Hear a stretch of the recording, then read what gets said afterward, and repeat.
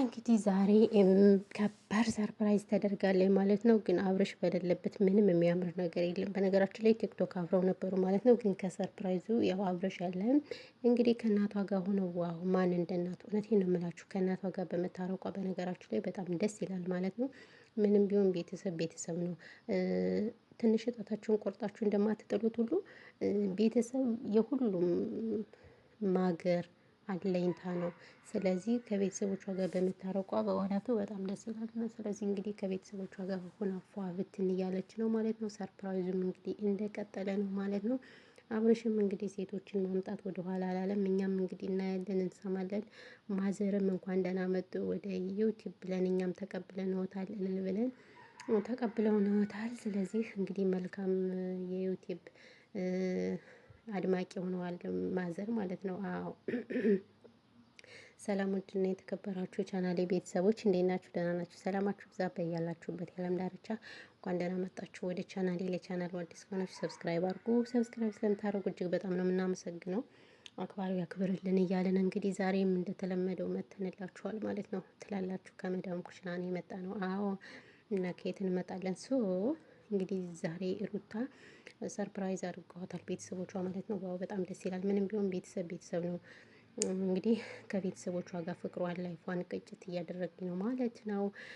ስለዚህ ያው አብርሽ እንግዲህ በአብርሽ ጉዳይም ደግሞ እህትየዋ አንዳንድ ነገርም ብላ ነበር ማለት ነው። ትናንትና እንግዲህ አብርሽ ለሚያደርጋቸው ድርጊቶች መቆጠብ አለበት እያለች እህትየዋ እየተናገረኝ ነበር ማለት ነው።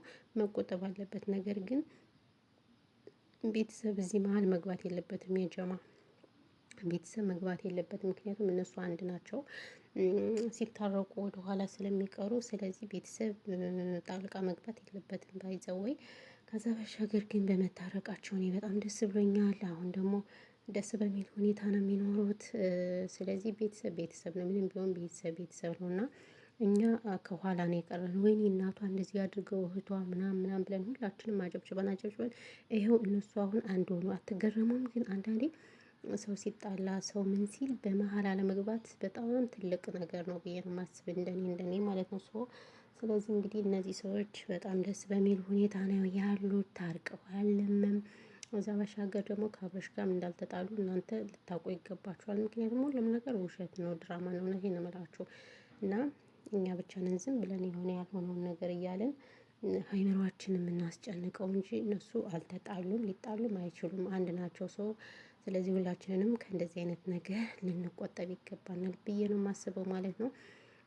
ከዛ ባሻገር ያው እንግዲህ በሰላም ትውለድ ነው የምለው። አዎ በሰላም ትውለድ። እኛም ደግሞ ከስደት ሄደን ደግሞ በቃ በሰላም እንግዲህ ለሀገራችን አብቅቶን ኢትዮጵያ እንደምታዩት አሁን በጣም ጦርነት ነው የተለያየ ነገር አለና ሁላችንም ከስደት የቆየነው ያው በጦርነት ምክንያት እና ሰላም ባለመሆኑ ምክንያት ነው ማለት ነው። እንግዲህ ሸቃሊትም ያው ከስደት ተመልሳ ጥሩ ባል ይስጣት ሀብታም ባል ይስጣት። አዎ ሀብታም ነው የምናገባ እንዴ ሀብታም ካልሆነማና ያመጣነውን ብር እያጠፋ እኛ ምን ልንሆን ነው? እና ስለዚህ እንደዛ ነው የምላችሁ ማለት ነው። ጥሩ ነገር ይስጠን ጥሩ ነገር ያጋጥመን። ሁሌ እኛ የሰውም ማሽቃበጥ ማስመሰል ምናምን ብቻ ሳይሆን ለኛም እንግዲህ ጥሩ ነገር ይስጠን ብዬ ነው ፈጣሪን እንትን የምለው። ከዛ ባሻገር ግን ያለው ነገር ይሄ ነው።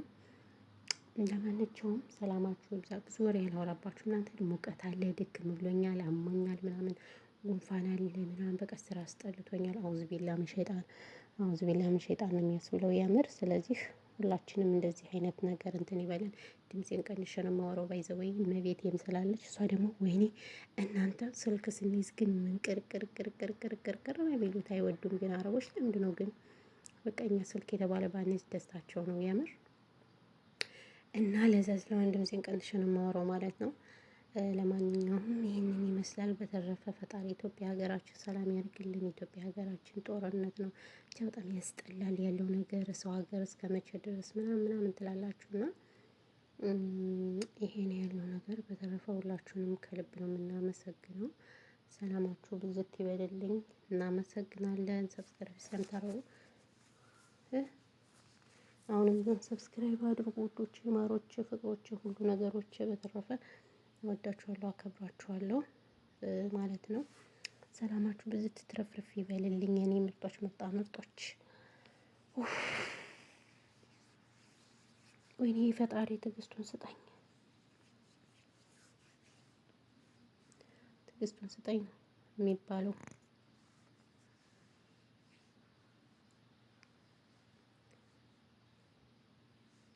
ሰው ምንም ሳይሰራ ግን ስራ የሚያስጠላው ሰው ግን አለ እንደኔ። ወይኔ በላቸው፣ ወይኔ በላቸው ትላላችሁ እና ውዶች፣ ማሮች፣ ፍቅሮች ይሄ ነው ያለው ነገር።